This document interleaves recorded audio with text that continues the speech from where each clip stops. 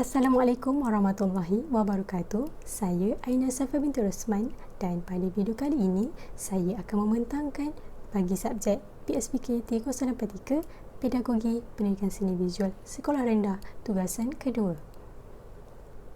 Pertama, saya akan menguraikan tentang isi kandung pembentangan saya. Yang pertama, saya akan menguraikan isu pengajaran PSB yang saya fokuskan, iaitu murid tidak memahami teknik silang pangkah di dalam bidang menggambar. Kedua, saya akan menerangkan tentang isu yang akan dibincangkan ini. Ketiga, saya akan menerangkan tentang pengaplikasian teori pengajaran dan pembelajaran dalam pengajaran PSB. Teori yang saya fokuskan adalah tentang teori konstruktivisme dan kepentingannya dalam pengajaran PSB. Akhir sekali adalah pengaplikasian teori konstruktivisme dalam mengenai isu murid yang tidak memahami teknik silang pangkah tersebut. Pertama, isu pengajaran PSB, iaitu murid tidak memahami teknik lukisan silang pangkah. Cetusan isu ini berlaku ketika saya meneliti semula di SKP Pelajar tahun 3 di bawah unit pertama bertajuk Tut-Tut Kereta Api.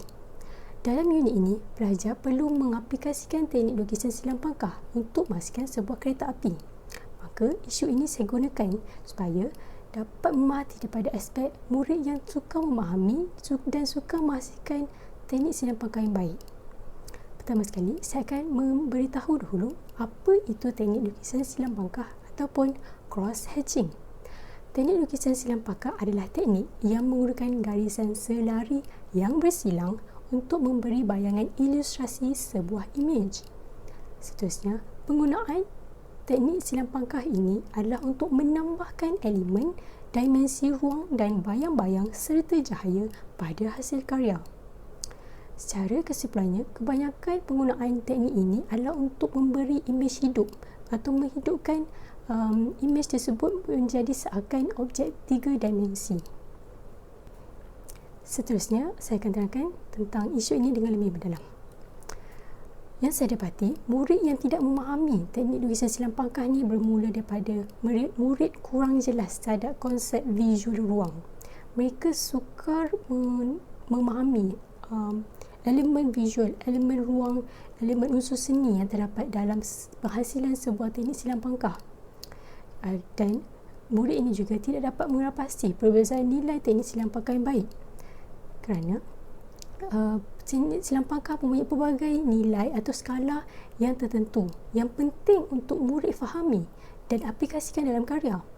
Sebentar lagi saya akan tunjuk skala nilai teknik silang pangkah yang wajar dijadikan rujukan untuk murid lebih memahami aspek-aspek atau elemen yang sesuai untuk diaplikasikan dalam sebuah hasil karya. Sebagai contoh, terdapat murid yang tidak menggunakan teknik silang pangkah yang baik. Sebagai contoh, contohnya pada objek yang ada bayang-bayang.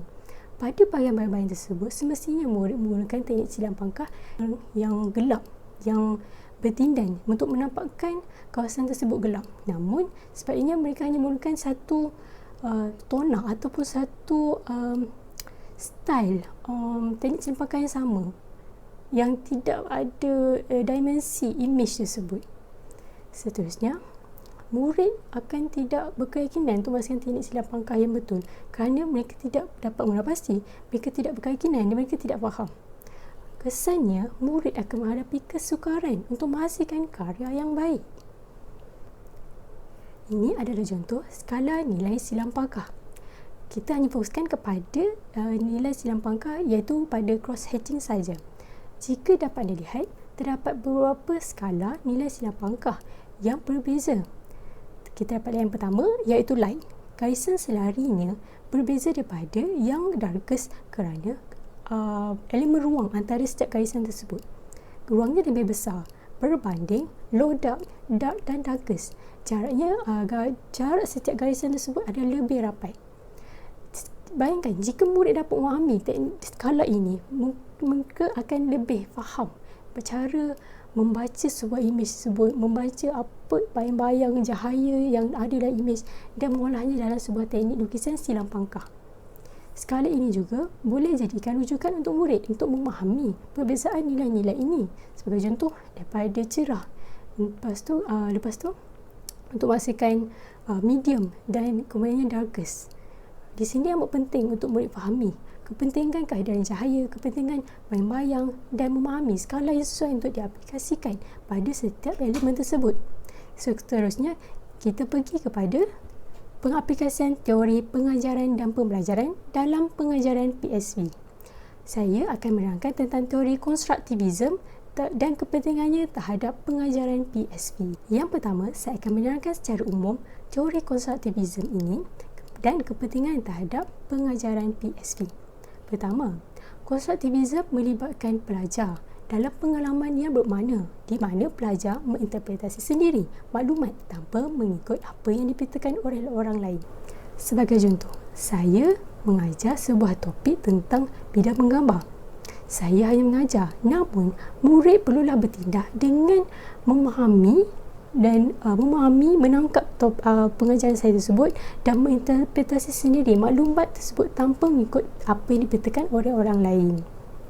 Kemudian, teori konstruktivisme ini juga berperspektifkan psikologi dan falsafah dengan mengambil kira bagaimana seseorang individu membina atau membentuk apa yang dipelajari dan difahami oleh mereka sendiri.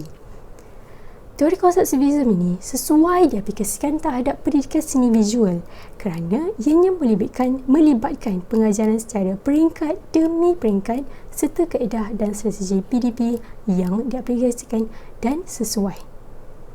Jika kita perhatikan, setiap kali sebuah subjek seni visual dijalankan, semestinya mempunyai proses-proses dan peringkat-peringkat tertentu yang perlu guru ikuti. Hal ini supaya murid dapat faham, murid dapat menggarap dulu pengetahuan asas tentang projek yang dihasilkan, kemudian memahami pula bahan yang diperlukan, teknik yang diaplikasikan, kemudiannya mereka dapat meluahkan atau menghasilkan sendiri hasil mereka. Peringkat ini juga menunjukkan terdapatnya elemen konstruktivisme dalam diri murid dan pengajaran tersebut. Seterusnya, pada setiap peringkat tersebut juga, guru perlu mempelbagaikan kaedah dan strategi yang berasaskan konstruktivisme supaya dapat menggiatkan pembinaan pengetahuan murid secara aktif. Di sini maksudnya guru perlulah mengamalkan pengajaran yang berpusatkan murid. Murid perlu giat menanyakan soalan, murid perlu giat aktif dalam projek ataupun aktiviti yang guru laksanakan. Di sini pentingnya setiap strategi dan kaedah guru hendak aplikasikan tu perlulah mengarah kepada teori konstruktivisme.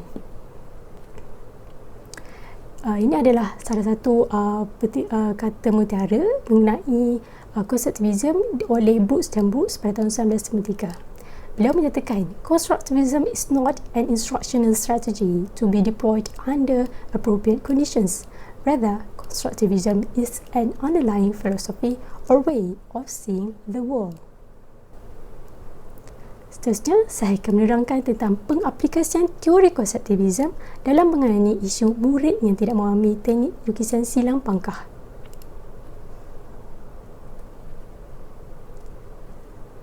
Saya mengaplikasikan model konstruktivisme NIDAM yang mengemukakan beberapa strategi atau langkah untuk mengaplikasikan pengajaran secara konstruktivisme dalam pengajaran sekaligus dalam mengenai isu yang saya bincangkan ini.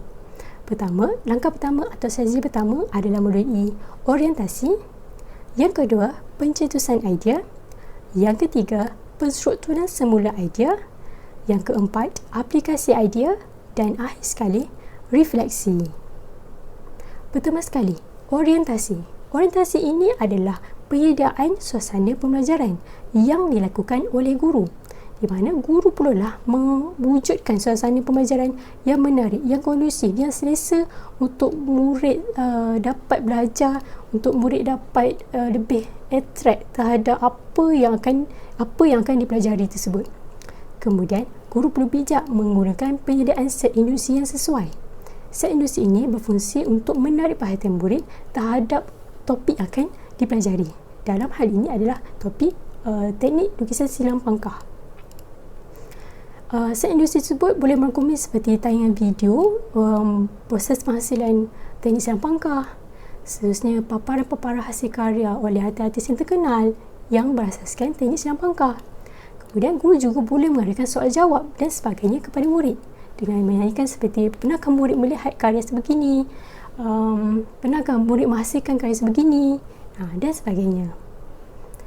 Dalam fasa orientasi juga, murid akan mula membina kefahaman. Murid akan mula memahami tentang apa yang akan dipelajari. Seterusnya, strategi yang lain, yang kedua adalah pencetusan idea. Pencetusan idea ini bermula dengan guru menjelaskan definisi lukisan teknik silang pangkah. Sebagai contoh, definisi tersebut perlulah ringkas di mana teknik lukisan silang pangkah adalah salah satu teknik melukis garisan yang menggambarkan cahaya dan membayang. Definisi ini perlulah ringkas, padat namun mudah difahami oleh murid supaya murid dapat menggarap apa itu teknik silang pangkah. Kemudian, untuk lebih membina kefahaman murid ini tentang teknik silang pangkah, guru perlu memaparkan karya-karya lukisan teknik silang pangkah. Hal ini mampu memberi pandangan visual kepada murid tentang apa itu silang pangkah dan apa berkaitan silang pangkah terhadap sebuah hasil lukisan. Dan akhir sekali, untuk menguji atau mengaplikasikan teori konstruktivisme ni, guru boleh mengadakan meminta murid untuk mengadakan perbincangan kumpulan untuk menguji tentang kefahaman umum mereka tentang topik diajari. Sebagai contoh, guru memberikan satu contoh karya lukisan teknik silang pangkah. Melalui kumpulan, murid-murid ini perlu menjalankan sumangsaran tentang elemen unsur seni dan prinsip rekaan difokuskan terhadap karya tersebut. Sekaligus, hal ini boleh menggalakkan proses inquiry murid terhadap topik yang dipelajari. Mungkin ada elemen-elemen yang guru tidak sebut, namun bila mereka dapat melihat sendiri karya-karya ni, mereka dapat faham ada elemen ini, ada elemen ini. Apa yang penting dalam menghasilkan teknik silang pangkah? Fasa atau strategi ini juga mengarah kepada pembinaan konsep, iaitu membina konsep mereka tentang apa yang telah difahami pada orientasi tadi.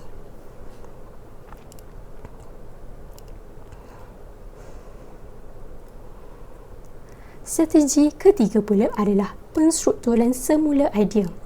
Penstrukturan semula idea ini adalah melalui tindakan guru tersebut mengadakan atau menjalankan demonstrasi tentang asas menghasilkan teknik lukisan silang pangkah. Melalui proses semula idea ini, guru tu perlu menunjukkan demonstrasi penghasilan lukisan teknik silang pangkah yang umum dan mudah difahami. Seperti contoh, guru pergi ke depan dan menunjukkan teknik silang pangkah dengan umum, dengan mudah difahami oleh murid. Seterusnya, setelah guru dah melaksanakan demonstrasi, murid akan diberikan gambaran kerja di mana akan mengasah mereka secara kaedah cuba jaya, di mana murid akan cuba meniru semula setiap nilai silang pangkah pada lembaran kerja tersebut sekaligus mengkaji perbezaan setiap nilai tersebut.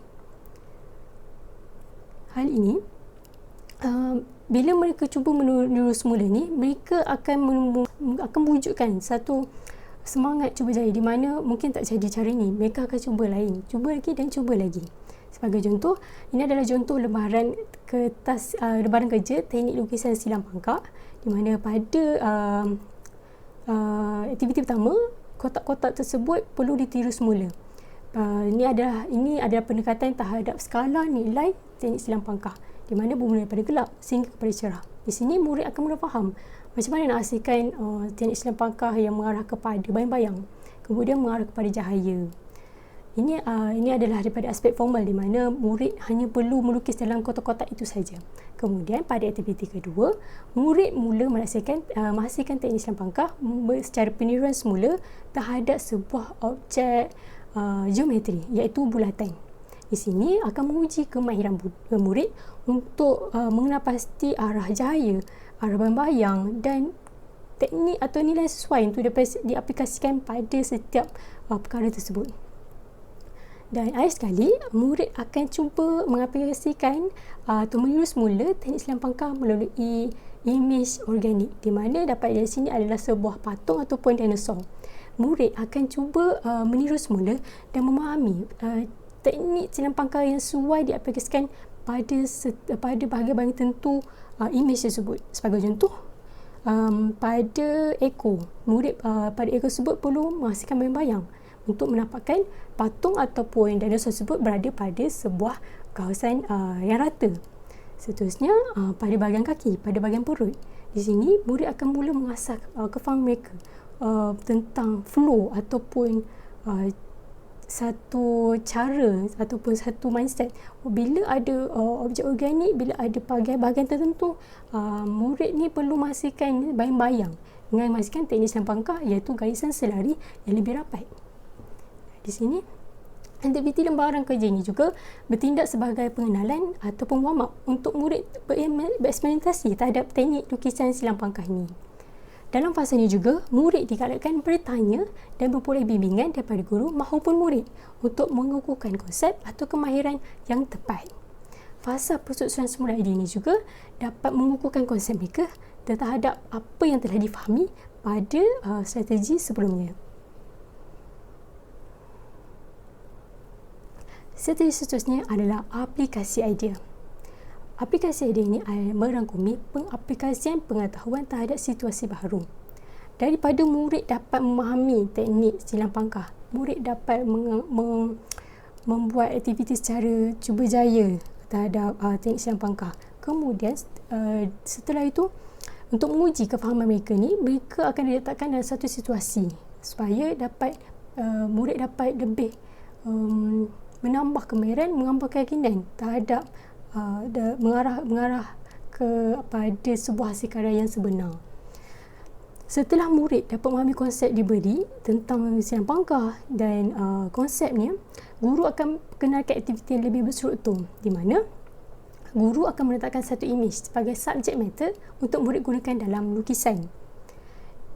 Dengan meletakkan satu tema atau imej khusus ni, ianya menjadi rujukan kepada murid untuk menghasilkan karya, sekaligus menampak arah untuk murid ni hasilkan karya yang lebih berstruktur. Sebagai contoh, di sini saya menggunakan imej subject matter kereta api. Di sini ni saya gunakan daripada DSKP tahun 3, pendidikan seni visual, di mana mereka menggunakan topik tersebut menggunakan imej kereta api. Dan seterusnya, pada gambar kedua adalah rupa hasil akhir gambar kereta api tersebut menggunakan teknik silang pangkah. Pada fasa ini juga, murid tersebut pula kreatif dan bijak menganalisis bayang-bayang dan cahaya serta mengolahnya kepada teknik silang pangkah. Guru boleh menjadi pembimbing atau facilitator dalam aktiviti ini dengan menolong murid menapasi bahagian mana yang perlu difokuskan dulu, elemen apa yang boleh dibuat kemudian. Sebagai contoh, kalau saya akan memfokuskan pada bahagian hadapan dulu, pada bahagian hadapan badan kereta api, kemudian pergi ke bahagian tengah dan akhir sekali belakang. Dan di sini boleh menampakkan murid untuk lebih berstruktur dalam memastikan kerja dan memastikan kekemasan dalam memastikan kerja tersebut. Fasa ini juga membolehkan murid untuk mengaplikasi konsep dan kefahaman yang mereka telah perolehi pada strategi perstrukturan semula idea tadi. Akhir sekali, fasa strategi yang terakhir adalah refleksi. Di sini, murid perlu merumus pengetahuan sedia ada dengan pengetahuan baharu tentang teknik lukisan silang pangkah ini. Di sini, murid membandingkan pengetahuan sedia ada mereka dan pengetahuan baru diperoleh. Sebagai contoh, pada awal sesi pengajaran, murid tidak dapat membezakan pun nilai skala teknik silang pangkah yang betul. Tetapi pada penghujung sesi pengajaran, murid dapat mengaplikasikan teknik silang pangkah yang baik pada karya. Sebagai contoh, mereka dapat mula mengenal pasti bahagian bayang-bayang, bahagian cahaya, kepentingan elemen garisan yang perlu difokuskan, unsur-unsur ruang dan sebagainya. Seterusnya, refleksi ini juga akan membuatkan murid untuk membuat apresiasi hasil karya. Murid akan membuat apresiasi terhadap karya dihasilkan daripada aspek proses penghasilan, unsur seni dan prinsip rekaan yang diaplikasikan. Sekian sahaja daripada saya. Terima kasih.